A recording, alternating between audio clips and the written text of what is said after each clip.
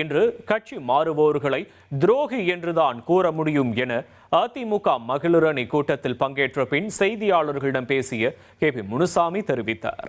துரோகிகளை பற்றி என்னவென்று சொல்ல, பலன் அனுபவித்துவிட்டு எல்லா வசதி வாய்ப்புகளும் பெற்றுவிட்டு வாழ்க்கை நிம்மதியாகி அதனால் பல்வேறு சிரமங்களுக்கு உள்ளாகி பல வழக்குகளை சந்தித்து கொண்டிருக்கின்ற அந்த நபர்கள், அந்த துரோகிகள் எங்கே சென்றால் எங்களுக்கு என்ன? 43 ஆண்டு காலம்லாம் கட்சியில் உழைச்சோம், துரோகின்ற பட்டம் தான் எங்களுக்கு கட்சியில் கிடைச்சதுன்னு சி. விஜயபாஸ்கர், எம்.ஆர். விஜயபாஸ்கர் சொல்றாங்க.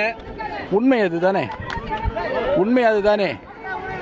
ஒவ்வொரு தொண்டனும் தன் உழைப்பை ஈந்து, வியர்வை ஈந்து, இரத்தத்தை சிந்தி இந்த இயக்கத்தை காப்பாற்றிய ஒவ்வொரு தொண்டனும் கழகத்தினுடைய கொள்கைக்காக அவன் இந்த இயக்கத்திலே தொடர்ந்து இருந்து கொண்டிருக்கிறார்.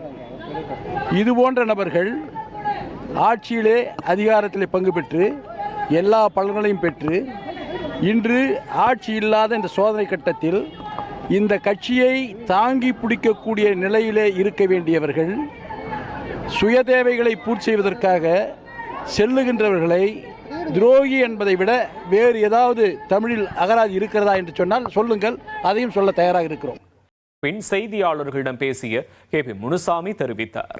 துரோகிகளை பற்றி என்னவென்று சொல்ல, பலன் அனுபவித்துவிட்டு எல்லா வசதி வாய்ப்புகளும் பெற்றுவிட்டு வாழ்க்கை நிம்மதியாகி அதனால் பல்வேறு சிரமங்களுக்கு உள்ளாகி பல வழக்குகளை சந்தித்து கொண்டிருக்கின்ற அந்த நபர்கள், அந்த துரோகிகள் எங்கே சென்றால் எங்களுக்கு என்ன? 43